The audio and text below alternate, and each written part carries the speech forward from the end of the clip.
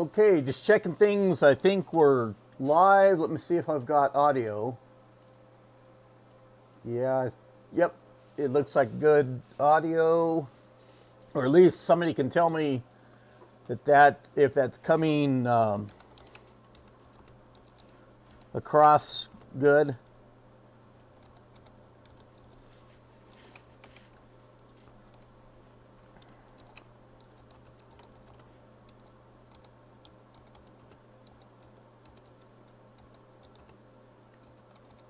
And I've been grateful for the time I've done the recording.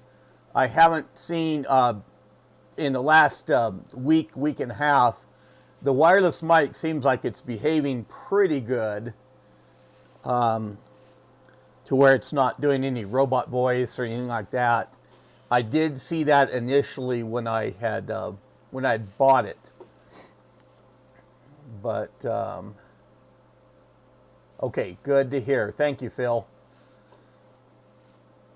That's always the first thing that YouTubers check when they go live, and to make sure about the audio levels. I've got all my windows open. I'm pretty much caught up. I'm actually going to answer a post on the news group, the SIF news group here real soon. It's looking at the CPU, the daughter card upgrade on the Model 56 and 57, and Major Tom has kind of weighed in on that as far as looking at that trace, and in particular that SLC3. And I'm going through and trying to get prepared for doing DOS benchmarking against the planers for the Model 56 and 57. And I've kind of got a pattern. I'll probably release a little bit of information about the things that the steps I'm going through for that. It's mainly a measurement of the CPU levels. That 386 SX20 megahertz at the bottom end, all the way up to the 486 SLC3 75 megahertz at the top end. And there'll probably also be some things on the SCSI bus performance. Maybe if I can have a benchmark that'll do a good enough reading of that. And that's going to be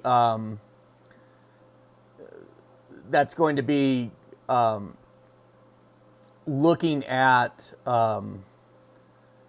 just the differences between the 85 56 and 57 compared to the 95 56 and 57, since the SCSI subsystems of that vary between them. And that should be easy enough with the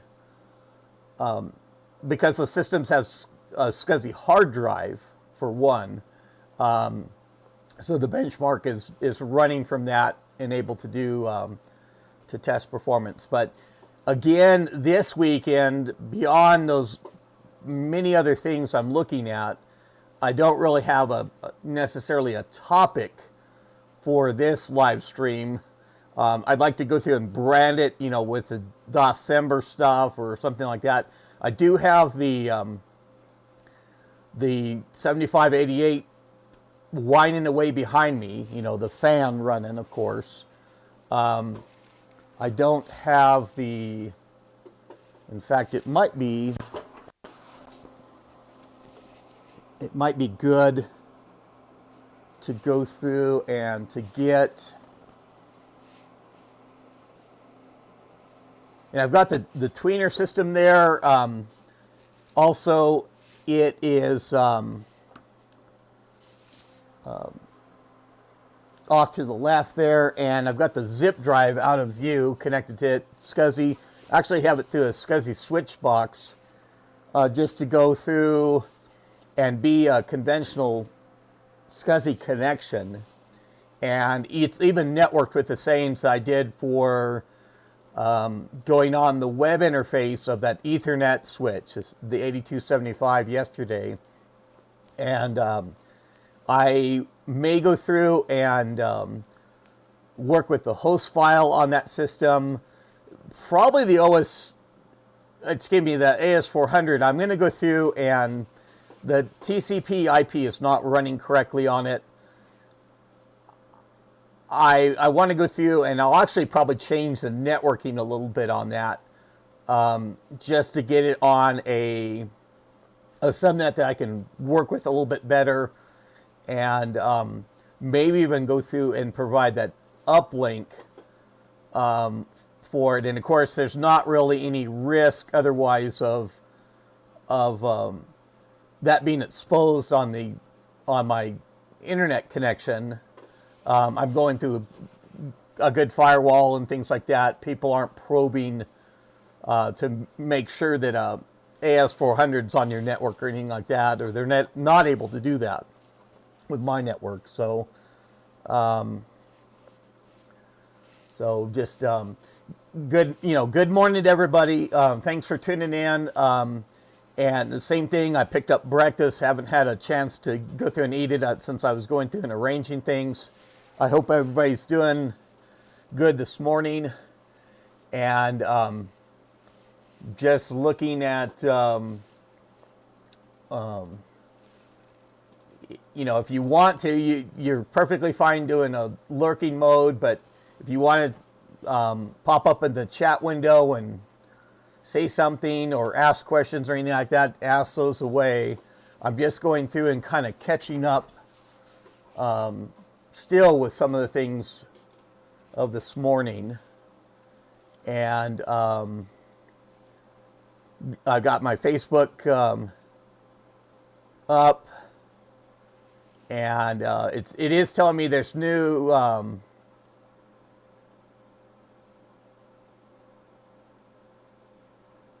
there is new post on the Mall 25 and Mall 30 group. The main aspect there, I've kind of been the last couple weeks, that's the only public news group that I'm kind of an ad hoc admin. And it's been where Facebook, those public groups, they've kind of gone through and opened them up and opened up the membership, and people go through, and there's been a lot of people that have joined the group. It's just extraordinary levels. And then I haven't seen too much as far as participation, of course, from there. And I just don't know what all the people joining up. I mean, I would hope that they'd have Mall 25s and 30s, but I don't know. The main SIF news group is closed. And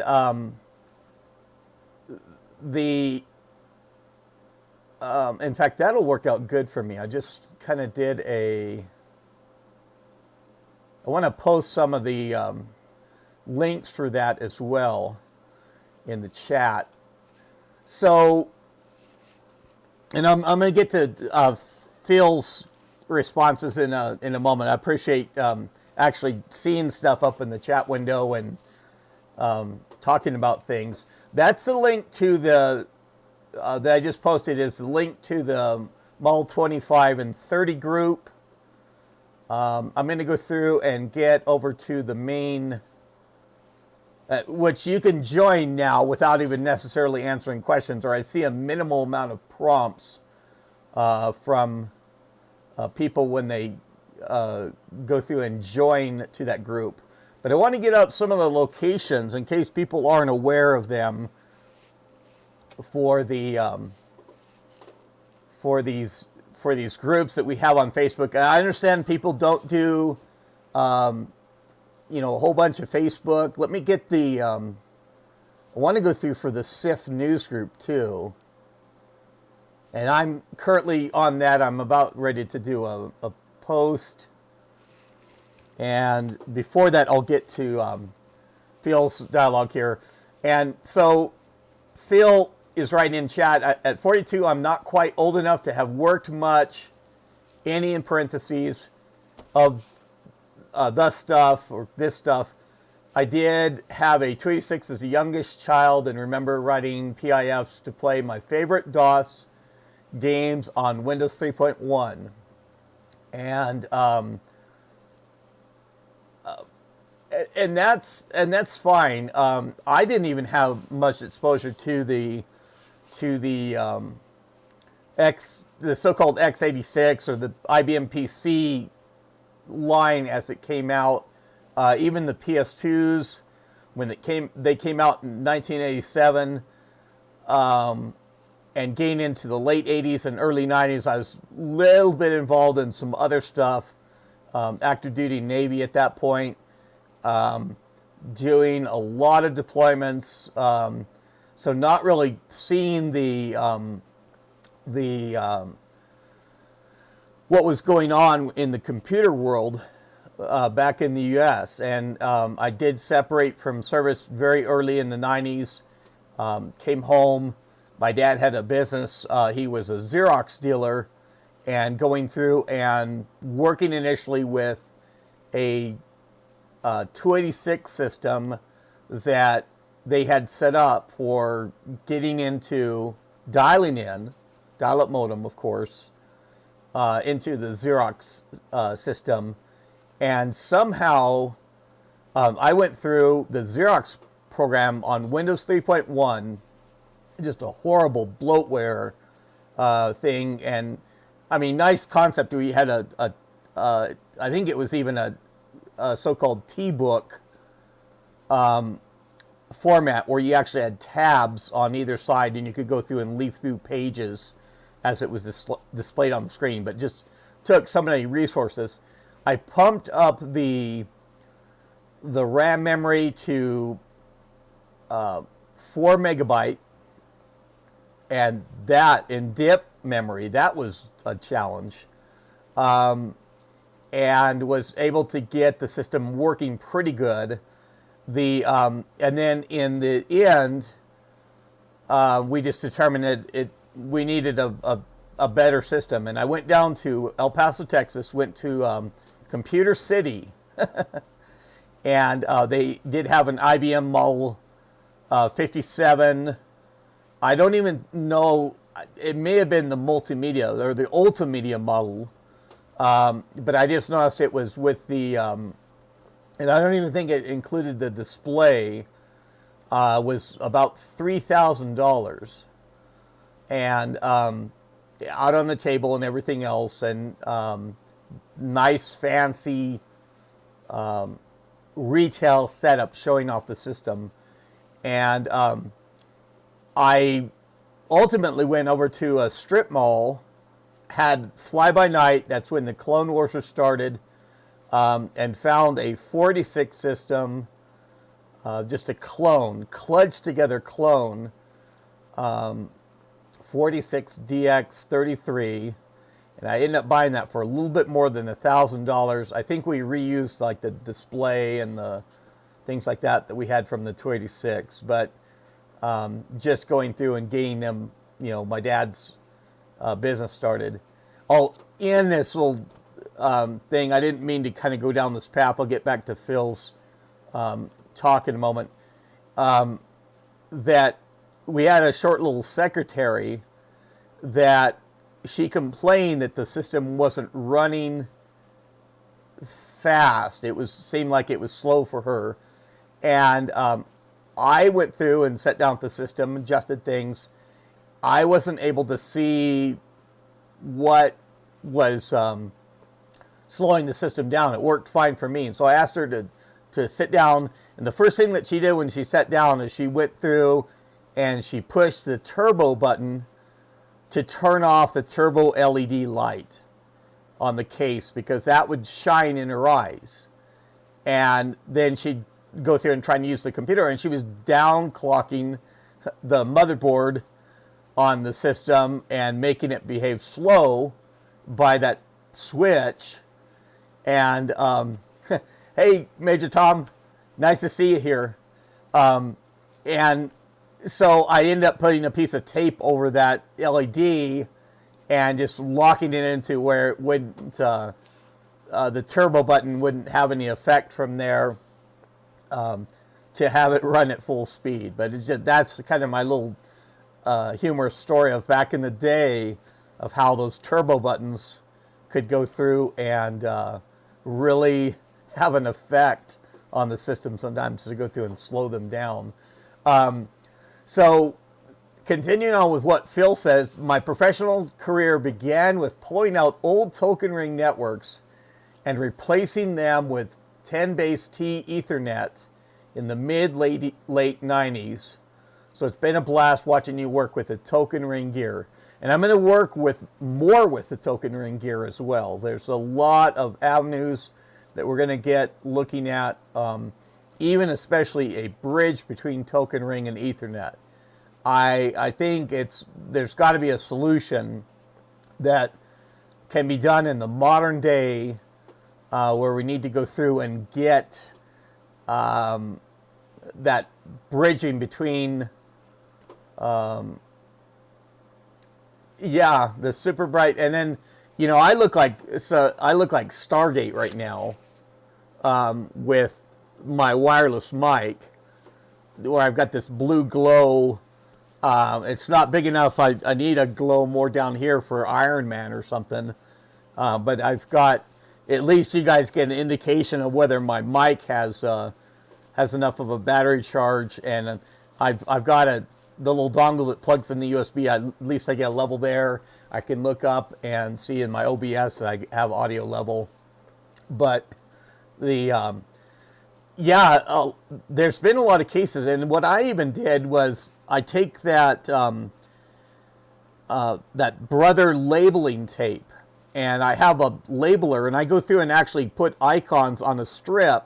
I've done this for like HDMI switches and stuff like that, that I put the icons over where the LEDs would be, and I, of course, put labels on there, and I'll stick that label on, nice professional black label that I would build up, and I over the LEDs to go through and to mask them, to screen them, to make them less bright, and even indicate what device that they're connected to. So I've gone through. That's my little trick that I do to counter those bright LEDs, and you often see those on just the generic copied. The HDMI switches now, they've gone through at a better level for the lighting compared to what it used to be. It used to be those LEDs they'd put on there, and the LEDs were designed to give brightness off, and the manufacturers, they didn't care. They wanted to put it on there and have the these blue lights and other colors, these LEDs that were just so bright. I'm interested in made a lot of use of that switch. Uncle was a programmer at ICL here in the UK, so I had access to some serious x86 hardware back in the 90s. So many games ran too fast otherwise. At one point I did cobble together a Linux box, probably early Red Hat. And by the way, Red Hat is owned by IBM now. I don't know if they've gone through and certainly done a Linux angle from gaining Red Hat, but and then they have their Red Hat Enterprise, but they've taken Red Hat out of the environment of a lot of consumers being able to work with it. They just put it at enterprise level, and of course charging for the aspect of the use of that, the development cost, which I've got my feelings about, and at what and they did network to network routing between token ring and Ethernet networks. And I'm interested in what cabling were you pulling out for the token ring? Was it the Type 1 cabling with the big old, thick cable, hermaphroditic and DB9 connections, or was it like the Cat 4, Cat 5 cabling, UDP wiring, or anything like that? Of what you're pulling out or modifying to go Ethernet. Of course, 10 megabit per second Ethernet was able to use, that was the Cat3 standard. 16 megabit per second token ring was the Cat4, and you can cover both, and the 100 megabit Ethernet with the Cat5, and cover the gigabit Ethernet with the Cat5e and above identifications. But cabling is going to be a big thing for that aspect of the token ring. Yeah, and I probably at some point I'll get through to the point of the Linux stuff. I've had a slight bit of exposure to it, but really not as much as I probably should have. And have gone through, I've got the stuff shut down, of course, now, but I went through for the, even at the server level of going through and setting up web stuff and everything else on Linux machines, or having Linux installed. So I do have a little bit of exposure to Linux, but I need to probably get more and get into just comfortable enough to go through and work with things on that side as well. Yeah, and I don't mean to have someone dig in their memories or anything like that, but yeah, if it was thick enough to be like coax, it's probably the Type 1 cables, where they had, for the PC side, they had the hermaphroditic connector on the one end that you put in the MAW, big old thing, and then at the other end, for the token ring cabling on the PCs, and you had that DB9 for a lot of the older and mid-range boards, and then eventually they went to the point of having at least the RJ45 for using the unshielded twisted pair cabling, or you could have media filters. We've had a lot of chatter on the SIF news group about at the IBM plant, and there's a former IBM employee that lives down in Florida, and he talks about the wiring assembly that they took to the desktop, where you could go through and attach for your phone, for the computer, for it seems to be a widely varied connector that you could go through and coax for the or going through for the 3270 connection to the mainframe connectivity that they would have set up, even token ring, all the networking of your workstation, even emulation that you had on that workstation for whatever tasks that you had, plus your phone system to go through and it'd be kind of neat. I mean, we've heard from other former IBM or even current IBM employees that talk about that connector. It'd be kind of interesting to see that, of what structure that was set up and how IBM had the interface to that wiring block that was went to the desktop of the employees for them cabling in stuff.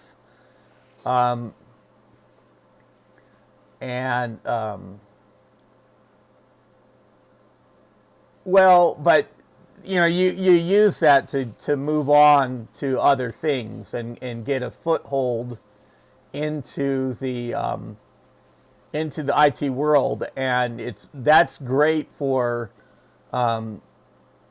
that's a great start. We all started somewhere, and you don't necessarily have to reveal it, but I'm probably expecting that you're in the IT world now as it is, and going through and advancing your career. I'm trying to get back into that from where I'm at to actually get employment and get cycled back in.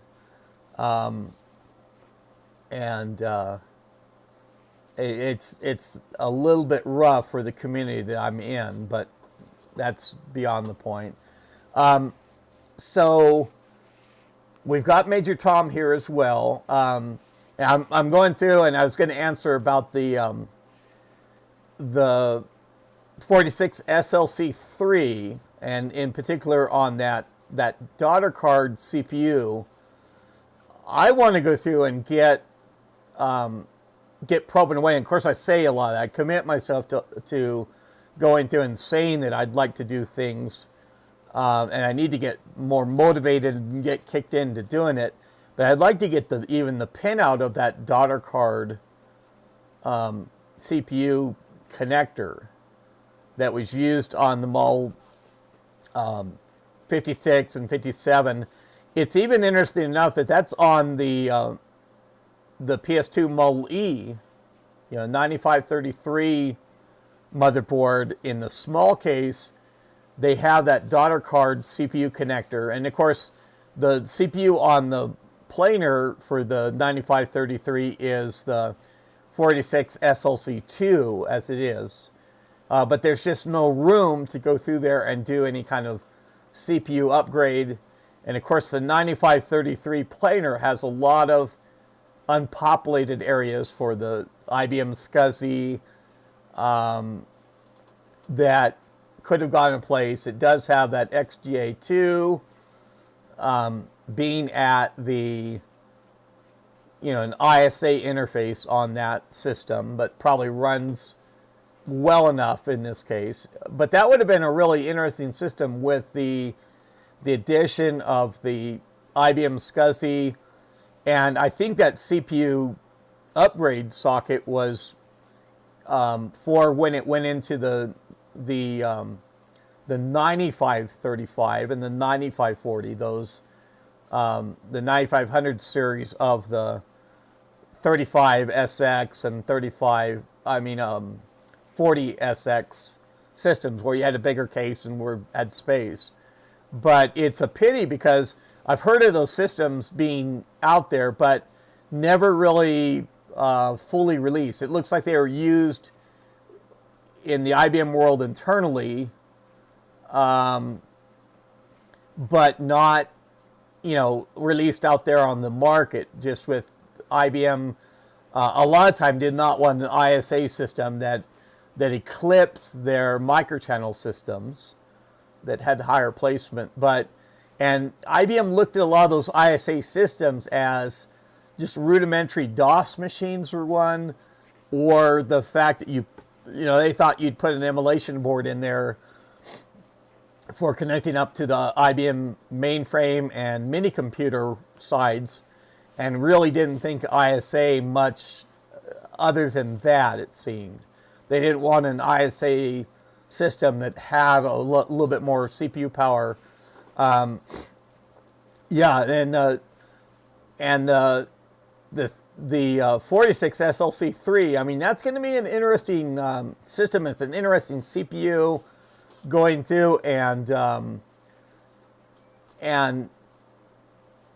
examining what that is, because certainly you get that 46 SLC3, and the 46 SLC2 is no slouch either. I mean, it is a very capable CPU for being limited to that 16-bit data bus, that 24-bit address bus, but it does well enough. And of course, the 46 SLC3 being those same limitations, but you get a 46 SLC3 planar on the MUL 56 or 57, and especially the MUL 57, where you have a little bit of room and expansion to go through there and put stuff in there, put drives in there, put adapters in there. Those so-called DEB systems, the E being the submodel being that it's the 46 SLC3, those are rocking systems. They are fast for being a 16-bit system. You go through and you just put something like Windows 3.1 or and they do run 95 and things like that as well. They run OS2, but going through, and those are very capable systems. It's easy to get those up to the 16 megabit, 16 megabytes of RAM, and have a very capable system with the SCSI hard drives being fast enough for that time frame that those were on. That you have a very responsive system in that case, and yeah, and that's what I thought. That's what I was going to answer on a post. I have the SIF news group up, and I was going to go through and kind of chime in, but I'll probably wait till the end of the stream for all that to respond. And my only response is going to be that I wanted to go through and start working on the pinout of that upgrade socket, and I expected that, and it's not that IBM really had to do it that way, because you don't really see the plastic quad flat pack CPU in the you don't really see that form factor with the 386 DX. There was, despite all that, for the 386 SX being natively in that format, the 386 DX was commonly a PGA socketed pin grid array socketed CPU, and that was carried through by other manufacturers that kind of were chasing after IBM for the putting a CPU out there. AMD went through and they did a plastic quad flat pack 386 DX a lot of the time, and you'll see even the pads on a lot of motherboards and stuff like that for that could be added in. IBM went through, of course, and had a spot on some of the planers too for that CPU, and probably intended for the Blue Lightning mode of that CPU. The 46 DLC 2 was probably more of the intended CPU, that mode of putting those on there. But it's interesting because I've never really seen the FRU printed on the top, or they always had that heatsink in place to get a little bit more identification of that, lining up what that CPU is, and seeing the two modes that chip could be in, and it's interesting in another way too with the reset signature of that. I've only found that A439 reset signature. They wouldn't be allowed to sell it as a separate part. They could have gone off on their own side, and they could have done a separate pinout for whatever they wanted.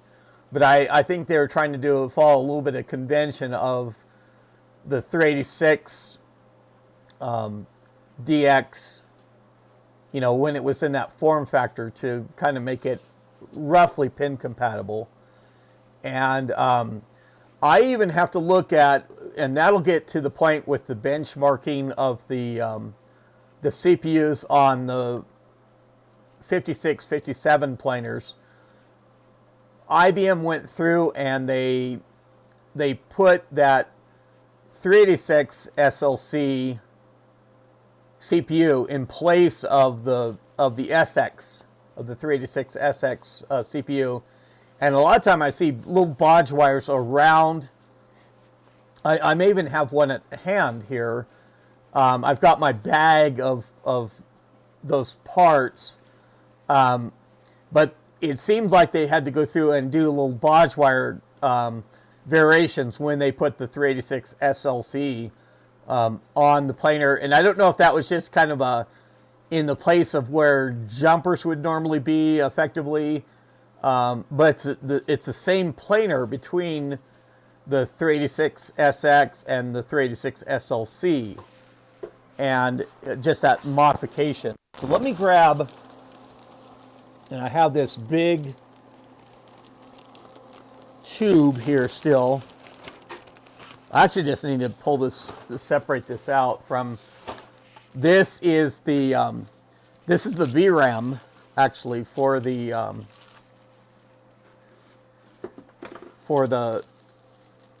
SVGA. I ordered a tube of VRAM, and I'm pretty confident that those are the authentic chips. These are the Toshiba. Just want to see. I don't know if guess that's the other way to do it. These are, and I'm pretty certain that these are authentic and that they're the Toshiba DRAM chips for things like the 56, 57, the 8556 and 8557 SVGA, and the 35SX, the 40SX planers that these could be put on, socketed or soldered in. And so I've got a store of those. But I want to go through. Okay.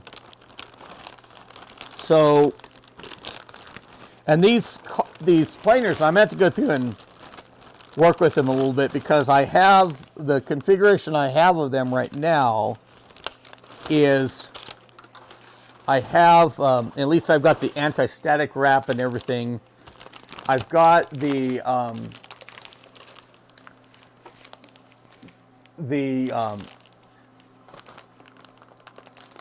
planers and a CPU upgrade, and it's always for how I have it configured right now. It's the next level up that's in the upgrade socket. So this one I'm pulling out first out of the anti-static wrap, and I'll set this down. Okay, so this is to make sure I don't interfere with it for the on my webcam view. But so this is with the 386SX, of course,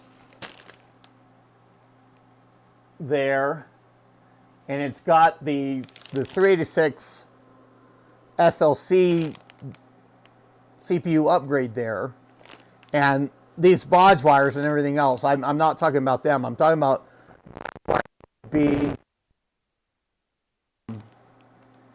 when they put the 386 SLC CPU on the planer, and go through, and I can hold that steady enough, and and of course they have even looks like an oscillator socket there. It's even marked for it's funny, it's marked for 40.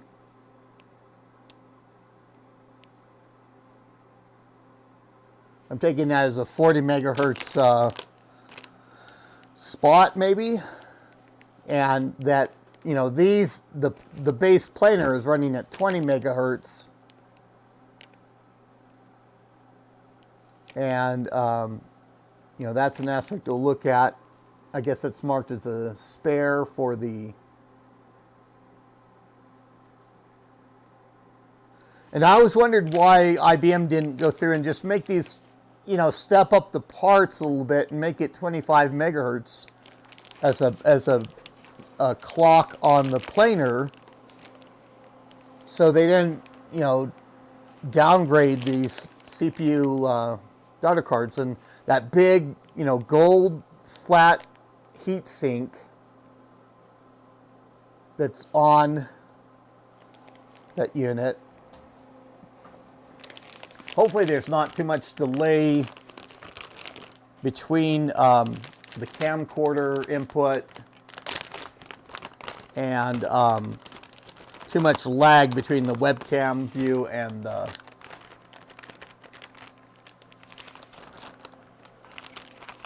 okay, so the next one I'm pulling out here, and I can get these anti-static bags. Okay, so this planer is the 386 SLC, and then I have the 486 SLC2 CPU daughter card on it. And, well, maybe this one really doesn't have it. I've seen little bodge wires that are down,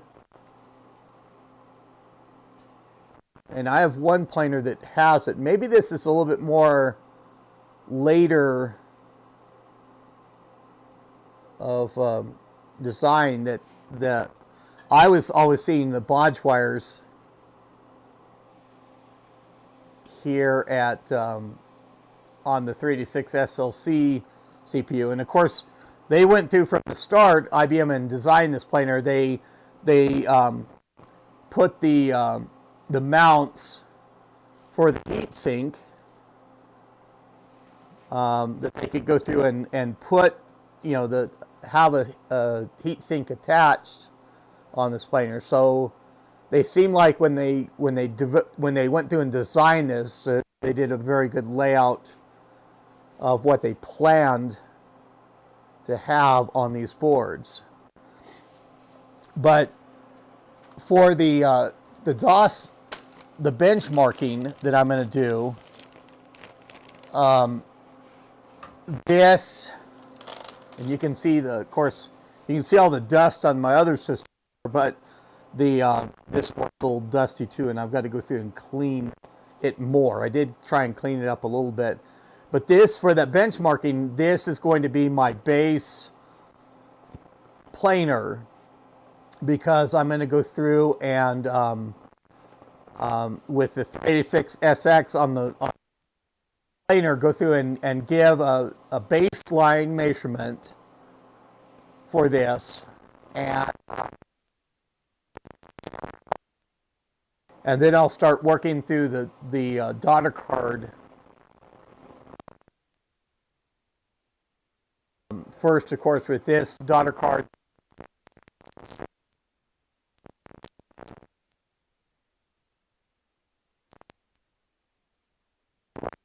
$40 megahertz internally, rather than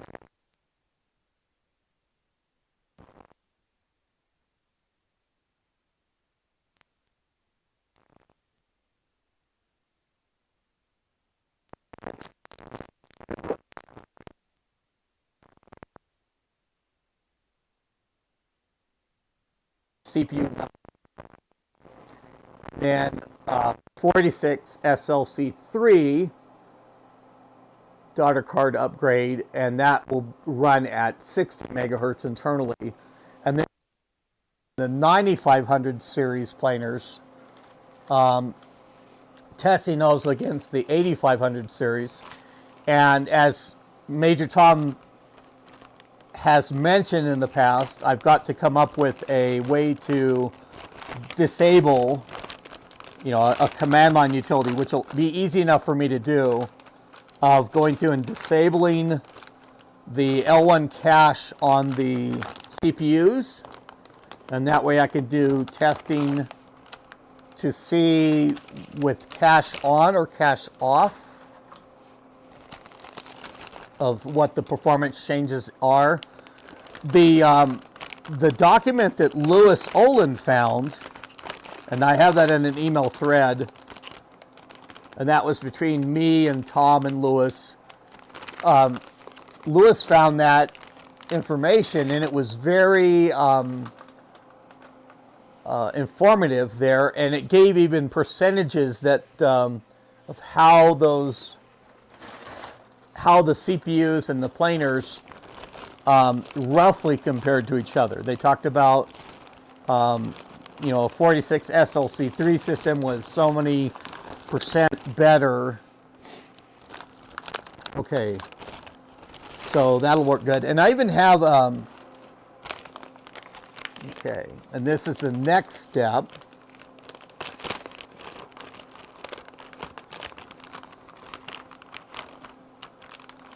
And with the heatsink on the 46 SLC3, it makes it a bit taller. And the bag, the anti-static bag, slips over the top of that a little bit less easier. Okay, so here is the 46 SLC2 planer, and that 46 SLC2 being there. And it's actually in this case where IBM has gone through and blotted out a marking, like an FRU marking, and it's almost like this other FRU marking, the stamping that they did from there is almost like it's raised, or it's they had to go through and outside where they blotted out the other indicator.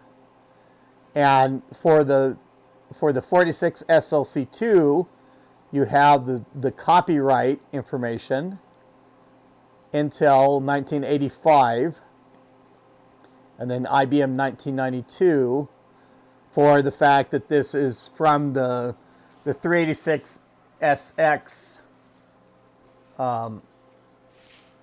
core, ultimately, or the code mask that IBM had to work with at this level is from the 386SX. And then we have the 46 SLC3 CPU on that with the heatsink. And like say, the profile of that is with the heatsink with those high fins. And that's why you look at the 9533 planer in that little tiny case, the Model E PS2 ISA bus. It doesn't have room, of course, for this. This would be the CPU daughter card that would go into the 9533. And there's just not much room. On one of my 9533s, I had to look to compare that to the other two that I have, but it's actually where the upgrade socket is slanted. And I don't think that was a failure in the production of that board. It would be really strange for that alone to be different or not necessarily good, or that IBM went through and decided that, hey, the quality assurance, that, hey, it's good enough, we can just let it go through the system and be released. But it's got that slanted socket, and I don't know if that was just in the purpose of clearing something, or something that they figured out. Well, we've got to have a slant or an angle to this socket for some reason. And of course, the socket when it's unpopulated with the CPU daughter card, that has an interposer for the FPU. The 387SX or the 387SL, and even there, and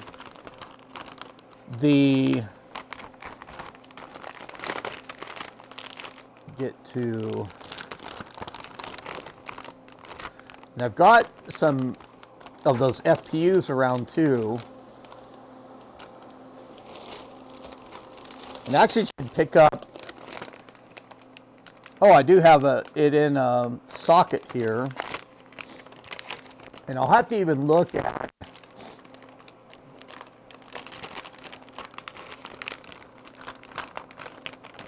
I did go through, and I actually need to get more of the sockets. I have one loose, and I straightened the pins, and the way I've got it stored, I need to go through and make sure that the pins are straight. But then this is the 46 SLC3 planer, and it's the same thing where they retooled the planer. They put the 46 SLC3 CPU roughly in place of that 46 SLC2. And this is what, Major Tom's referring to, that this is a bigger pinout or a bigger package than the 46 SLC2. To be the pinout of the plastic quad flat pack 386DX. And of course, the 46 SLC3, these have a base clock of 25 Hz. This is the interposer for the FPU. And I even have to look at the frequency.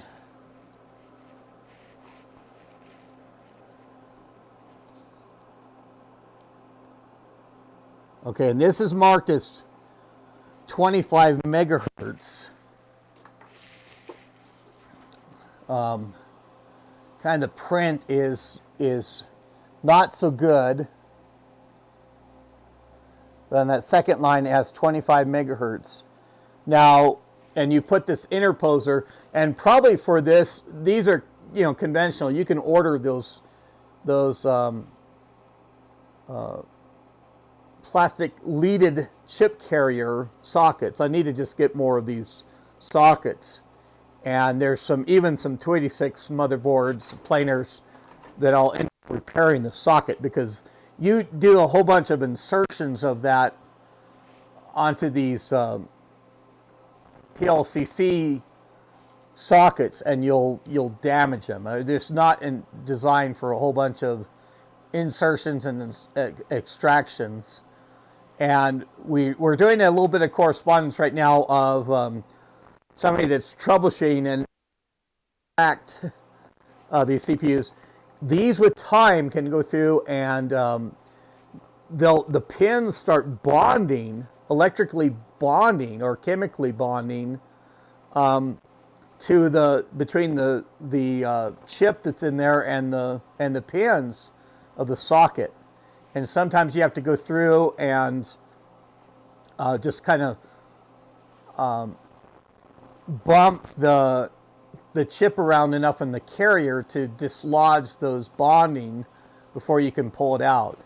And I even went through and I had an EEPROM delid on me when I tried to extract it out of the carrier. But like I say, probably for this, rather than going through and going through and inserting and extracting the FPU unit, I'm just going to get me some more sockets and work with it that way. It's interesting. You talk about heat sinks on devices. This had a on the XGA2 chip. This had one of those circular heat sinks on it, and that's detached now. As I go through and these things too, I need to with the heat sinks on chips. I need to go through and use my infrared thermometer gauge as well to go through. I'll pull that out in a moment. I've got my risers, and as I say, I've got a separate socket, and I need to store it better so the pins don't get bent. That I just need to order the interposers, and these you can find these. They're still sold today. The electronics, the retail stuff online, you can order them. Having a hard time focusing on that small device. Okay. As I go through and pull out the last, I know Tom's been saying a lot of stuff here on chat. I need to get back to reading that. Okay. Sync compatible, yeah. Yeah, that other 40 megahertz oscillator, and I would have thought it would have been better for IBM to go through and have that, we just have the marking on there as 40 megahertz. But why didn't they go through and oh, it's dropping out again. And I'll have to review this to see how much my audio was affected. It probably was with my back to the camera, that wireless going through my body, not doing well. I meant to show that this, this is my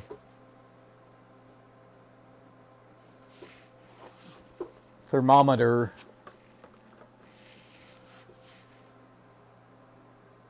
These are nice little handy things to have with the, I don't know, with the laser where I'm hitting on the screen back behind me. Ambient, we can kind of see the ambient temperature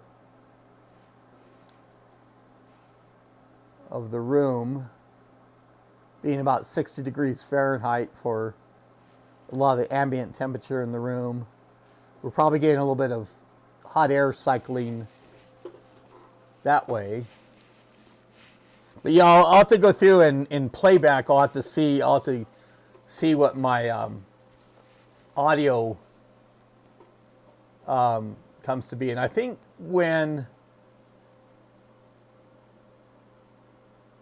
and this is, maybe where I have to go through, I've got a Bluetooth headset now too. And I may go through and just see if that's supposed to be a conferencing unit, and I may go through and just see if that's going to be better, especially in the live streams. Well, it's just interference. I've got a lot of electrical or electronic items operating here. I don't know if I have, if it's necessarily a line of sight or a direct path between the receiver and transmitter. Now I'm thinking that the wireless microphone being up by my voice box is maybe better for sound. And I do go through in OBS and I do attenuate a little bit of the levels of it so it doesn't do clipping. In particular, OBS or any recording software, if it has the clipping in there, that's when you get the poor quality too. But I just think it's where if I have my body turned around, then I have the wireless, the most direct path being through my body. I think it degrades the signal, and that's good that it was just for the moment, because I think I've at least been consistent enough in as I've been talking. I haven't stumbled or anything like that. Yeah, the beard, and I'm not even combed up or anything else this morning either. Let me go through and this. So this and this wireless mic, it appears where it runs. It'll run about 2 hours between charges. And I do get, with my segments I do recording, I do get worried. I do some half-hour segments or 15-minute segments. It's like, how many of those can I do before on that last recording where it starts, the microphone charge, goes away or something else. And I always have, within reach, I always have my wired microphones too, that I could go through and push comes to shove. If I have a live stream and my wireless mic dies, I can always grab that other wired mic and plug it in and get quickly switched over to that source. This is the Bluetooth, and this is Anker. This is a good brand of headset, and I may go through, and I mean, these things, this is not cheap, and the main reason I got this actually was for my Chromebook. It's so thin that I don't have any full-size USB connections for it, and I would use these more for the headphone of listening to music while my wife is sleeping, not to disturb her, and put this on. But this even has a USB attachment that I can go through, and I can pipe that through OBS, and that may be a better a better way to go through. And the nice thing on this is you go through and you raise the boom of the headset, and it goes through and it does a mute of the it mutes the microphone. So I can use this as a cough switch. If I need to go through and cough, I just could go through and raise the boom, and I'm easily where I would go through, and that would be muted during that time. So I may go through to going to using this Anker headset, and with the Bluetooth. See, I talk about a cough switch and then I start coughing. With the Bluetooth, that may be a better link, or maybe just a better quality, because my problem is I go through for my recording gear, the wireless mic and everything else. I'm going the cheap end, the budget end. I'm trying to find, I'm looking for a device out there that's $30 or $25, and I need to spend a little bit more money and get into more of a quality device.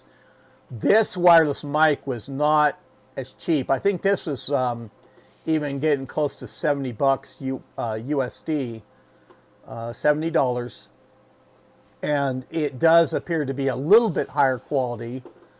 But I should have gone through, and there's other wireless mics that are a better quality to go through, and they work, and those are the ones that the newscasters wear, people that are used to doing the recording, and I just need to splurge for something like that. But I think the headset, and these are very comfortable. They're cushioned.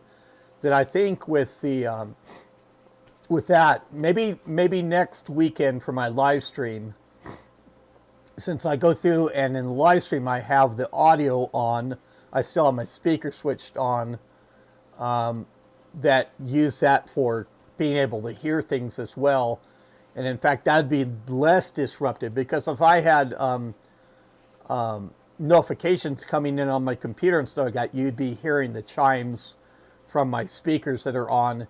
And those are the speakers I normally turn off during the times that I do recordings of the topics. The regular recordings I do outside of the live streams, I turn the speakers off because I don't want chimes of notifications and other things coming up during those times I'm doing the recordings. I always have my phone muted and things like that as well.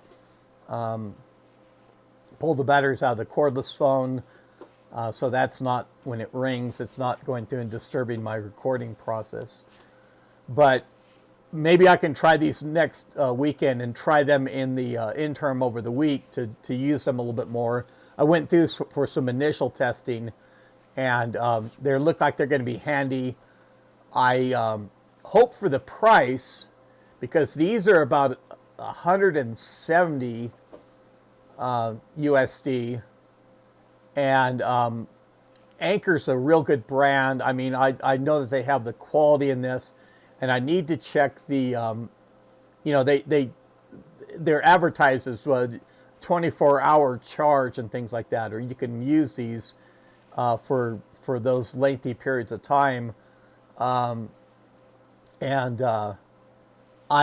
I don't know if that's realistic or not, but certainly it should be able to cover an hour or two of live stream.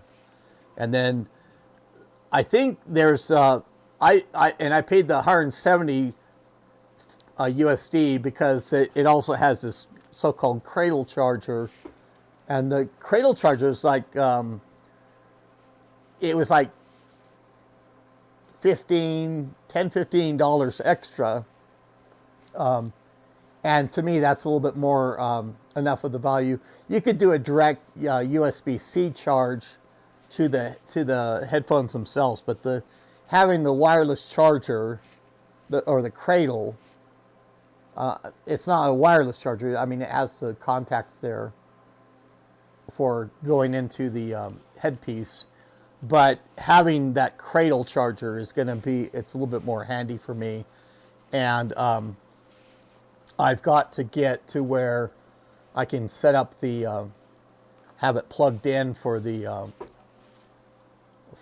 all the USB chargers that I need around to do things. So, and I was going to announce at the midway point, I saw when we bypassed 10:30, I've been going for a little bit more than an hour. I hope my audio has come back, and I haven't seen anything further in the chat as far as audio disruptions or anything like that.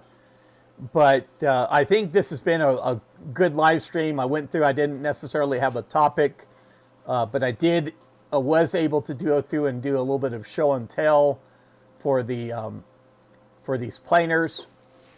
I'll go through. I need to get them back in the anti-static wrap, because we're getting into winter and low humidity, and so there are definitely some static that's going around that I want to avoid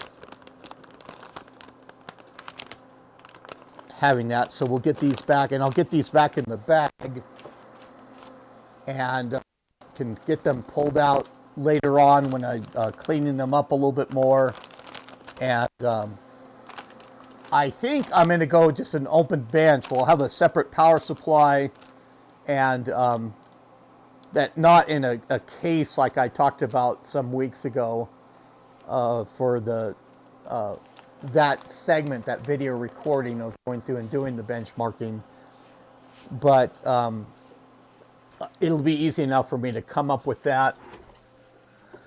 So I do thank everybody for tuning in, and I haven't looked at the how many concurrent viewers I had, or the top number that I saw, but I think these live streams, they've been rewarding enough for me, because I do see responses of people seem like they're interested at least in watching them, and so I'm glad that. And I'll probably stick to this schedule, and I'll probably stick to the aspect of going through on YouTube, doing the live streams, rather than going through like a Facebook live stream or something like that. I talked about doing that once a month, and I certainly haven't kept up with that schedule for a Facebook stream. I don't know what the potential is there at all. But I do thank the people that participated, that in the chat. I understand when people want to lurk as well and not announce their presence or anything else, just want to watch and view it as watching a show. But I like that interaction. I like hearing questions. I like getting the interaction of people in the chat room a lot of the time too. So these are really comfortable. So I think I'm going to try and switch at least next week. I'll do a test run of having these. And in this room, at least, they keep my ears warm too. They're like the muffs. December here has not been too bad for me yet. I know in other places like Major Tom's area, he's gotten snow and stuff like that. I've seen snow in more northern latitudes than we've had here. I actually say it's about like September, where I would normally in years past expect for September for the outside weather. But it is getting down cold nights, and these muffs will keep my ears warm on those cold Saturday mornings, and I can go through and try them, and I think that quality of that will be real good. I'll try that next weekend. So I'm going to go through and I'm going to end the stream. I think it's been a real good show. Get going with the other items that I have for the day in front of me. And thanks for tuning in, watching, and we'll see what videos I kick out in the interim in this next week. Yeah, the snow's gone. That's what New Mexico does. And before I leave, I'm gonna go through and I'm gonna link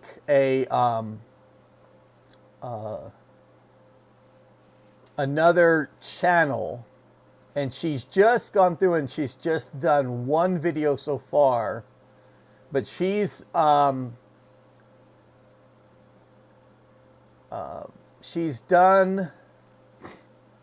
if I can find, yeah, I'm going to provide, because she does more of the security related, the current security level related content is what she's going to be focused on. But there's a new channel, and Cherokee's a friend of mine that I've known for several years now. And so I'm going to advertise her channel as the last step. If people can go through and consider subscribing to her, she's going to have a lot more content, especially if you're interested in the security side out there. You're a system admin or have other roles within your organization for security, or even on your own security that you want to set up, being informed of those.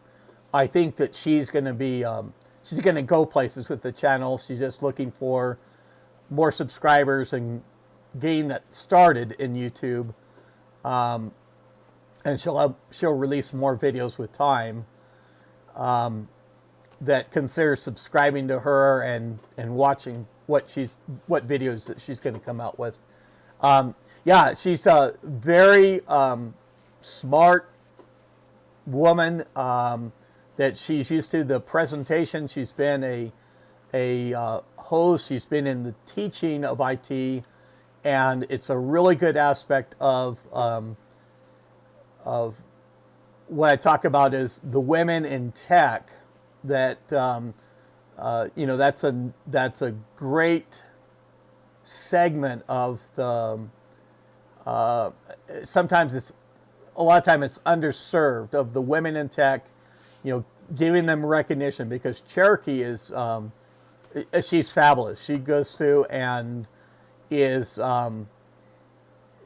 able to give a presentation on video of exactly on the topic, doesn't meander around like I do or anything like that. But please consider subscribing to her. I'm going to give that plug just right at the end of my channel, at the end of the live stream, before I go through and close here. Yes, definitely. We need more women, or even more recognition of the women that are in the IT world. And I know that her channel's going places because everything that she does, it's she can put that, she can use that media to go through and advance what she teaches and everything else. It's just a matter of time. It's the reason I'm bringing it up is that it's hard to get started in YouTube, and I'm just looking for, I'd love to be able to tag her channel and get people involved that way, but I just have to give the link to her channel for now, with her just having that one video up. And I'm actually going to be in touch with her into this next week, and we're going to go through and figure out a little bit more to getting started in YouTube and being the YouTube algorithm, and using that to everything that we can for that. So thank you for everybody for watching. I'm going to go sit through and say, this is IBM Museum. That's all I have for now. Thank you.